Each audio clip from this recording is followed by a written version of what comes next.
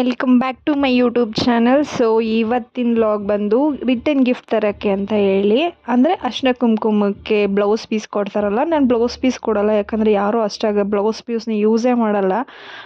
ಒಂದು ಮನೆಯಿಂದ ಒಂದು ಮನೆಗೆ ಅದು ಹಂಗೆ ಎಕ್ಸ್ಚೇಂಜ್ ಆಗ್ತಾ ಇರುತ್ತೆ ಅಂತ ಹೇಳಿ ನಾನು ಬ್ಲೌಸ್ ಪೀಸ್ ಕೊಡೋಲ್ಲ. ಅದ್ರ ಬದಲು ಏನಾದರೂ ಒಂದು ಗಿಫ್ಟು, ಅದು ಏನಾದರೂ ಆಗಿರ್ಬೋದು. ಹೋದ ವರ್ಷ ಎಲ್ರಿಗೂ ಒಂದು ಪರ್ಸ್ ಥರ ಕೊಟ್ಟಿದ್ದೆ. ಸೊ ಈ ವರ್ಷ ತಲೆ ಏನೂ ಇರಲಿಲ್ಲ. ಆದ್ದರಿಂದ ನಮ್ಮ ಮನೆ ಹತ್ರ ಇರೋ ಒಂದು ವಿಶಾಲ್ ಮಾರ್ಟಿಗೆ ಹೋಗಿ ಏನಾದರೂ ಸಿಗುತ್ತೇನೋ ಅನ್ನೋ ಮೈಂಡ್ಸೆಟ್ಟಲ್ಲಿ ಫುಲ್ ಎಲ್ಲ ಸರ್ಚ್ ಮಾಡಿದೆ. ನನಗೆ ಈಗ ಪ್ಲೇಟ್ಸ್ ನೋಡ್ತಾ ಇದ್ದೆ. ಪ್ಲೇಟ್ಸ್ ಎಲ್ಲ ನೋಡೋಕ್ಕೆ ಕ್ಯೂಟಾಗೇ ಇತ್ತು.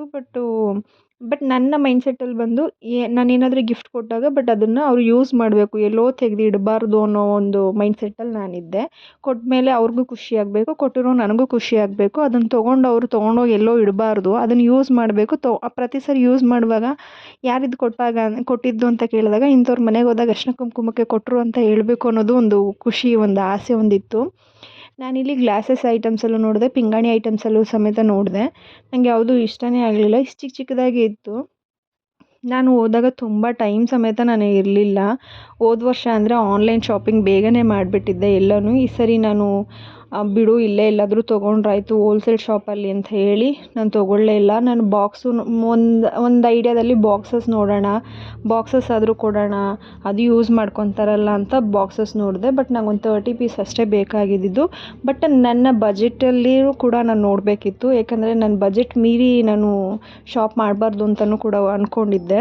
ತುಂಬ ಹುಡುಕ್ತೆ, ಬಾಕ್ಸಸ್ಸಲ್ಲಿ ನೋಡಿದೆ ಸ್ಟೀಲಲ್ಲಿ. ಅಲ್ಲೂ ನನಗೇನು ಅಷ್ಟು ಇಷ್ಟ ಆಗಲಿಲ್ಲ ಕಲೆಕ್ಷನ್ಸು. ಪ್ರೈಸು ಸಮೇತ ನನ್ನ ಬಜೆಟಿಗೆ ಮೀರೇ ಇತ್ತು. ಸೊ ನಾನು ಒಂದೊಂದು ಬಾಕ್ಸು ನೋಡಿದಾಗ ನಾನು ಪ್ರೈಸು ಸಮೇತ ನೋಡ್ತಾ ಇದ್ದೆ. ಹಂಗೆ ಪ್ಲ್ಯಾಸ್ಟಿಕ್ಕಲ್ಲಿ ನೋಡೋಣ, ಪ್ಲ್ಯಾಸ್ಟಿಕ್ಕಲ್ಲಿ ಪ್ಯಾಕ್ ಆಫ್ 6, 4 ಈ ಥರದ್ದು ಇರುತ್ತಲ್ಲ, ಅದರಲ್ಲಿ ಏನಾದರೂ ತೊಗೊಳ್ಳೋಣ, ಅಡ್ಜಸ್ಟ್ ಆಗುತ್ತಾ ಏನೋ ಅಂತ ನೋಡಿದೆ. ನಾನು ಆ ಸೆಕ್ಷನ್ಗೂ ಹೋಗಿ ಸಮೇತ ನೋಡಿದೆ. ನಂಗೆ ಇದ್ದಿದ್ದೇ ಇನ್ನು 5 ಡೇಸ್ ಅಷ್ಟೇ ಇದ್ದಿದ್ದು. ನನಗೂ ಹೋದಾಗೆಲ್ಲ ನಾನು ಯಾವುದೂ ತೊಗೊಳ್ದೇ ಬರ್ತಾನೆ ಇದ್ದೆ ರಿಟರ್ನ್ ಗಿಫ್ಟಿಗೆ ಅಂತ. ಎಷ್ಟೊಂದು ಸರಿ ಅನ್ನಿಸ್ತಾಯಿತ್ತು ಆನ್ಲೈನಲ್ಲೇ ತೊಗೊಂಬಿಟ್ಟಿದ್ರೆ ಚೆನ್ನಾಗಿರ್ತಿತ್ತಲ್ಲ. ಒಂದೊಂದು ಟೆನ್ಷನ್, ಒಂದೊಂದು ಇನ್ನೂ ಏನೂ ಕೆಲಸಗಳೇ ಮಾಡಿಲ್ಲ, ಇನ್ನೂ ಒಂದಿಲ್ಲ ಅನ್ನೋದೆಲ್ಲ ಟೆನ್ಷನ್ ಇತ್ತು. ಬಟ್ ಇದು ನೋಡಿದಾಗ ಇಷ್ಟಿಷ್ಟೇ ಇತ್ತು. ಅದು ಹೆಂಗೆ ಕೊಡೋದು ಅಂತಲೂ ಒಂದು ಸರಿ ಅನ್ನಿಸ್ತು. ದೊಡ್ಡದು ನೋಡಿದೆ, ಪ್ಲ್ಯಾಸ್ಟಿಕ್ಕೇ ಬೇಡ, ಪ್ಲ್ಯಾಸ್ಟಿಕ್ ಯೂಸ್ ಮಾಡಬಾರ್ದು ಅನ್ಕೋತೀನಿ. ಪ್ಲ್ಯಾಸ್ಟಿಕ್ ಇವ್ರು ಯೂಸ್ ಮಾಡ್ತಾರೆ, ಒಂದು ಸರಿ ಎತ್ತಾಕಿದ್ರೆ ಒಡೆದೋಗ್ಬಿಡುತ್ತಲ್ಲ ಅನ್ನೋ ಒಂದು ಮೈಂಡ್ಸೆಟ್ಟಲ್ಲಿ ಅವತ್ತೆಲ್ಲ ಫುಲ್ ವಿಶಾಲ್ ಮಾರ್ಟಲ್ಲೇ ಸುತ್ತಿ ಎಲ್ಲ ನೋಡಿದ್ರು. ನಾನು ಅವತ್ತು ಏನೂ ತೊಗೊಳ್ಳೇ ಇಲ್ಲ, ಹಾಗೆ ವಾಪಸ್ ಬಂದೆ. ಏನೂ ಐಟಮೇ ತೊಗೊಳ್ಳಿಲ್ಲ ನಾನು. ನೆಕ್ಸ್ಟ್ ಡೇ ಮೆಂಟಲಿ ಫಿಕ್ಸ್ ಆಗಿ ಏನಾದರೂ ಆಗಲಿ ಇವತ್ತು ತೊಗೊಳ್ಳೇಬೇಕು ಅಂತ ಹೇಳಿ ಒಂದು ತಲೆಯಲ್ಲಿ ಒಂದಿತ್ತು, ಒಂದು ಐಟಮು ಟ್ರೈ ಥರ ತೊಗೋಬೇಕು ಅಂತ ಅಂದ್ಕೊಂಡು ಹೋದೆ. ಕೊನೆಗೂ ಬಿಡಲಿಲ್ಲ ನಾನು.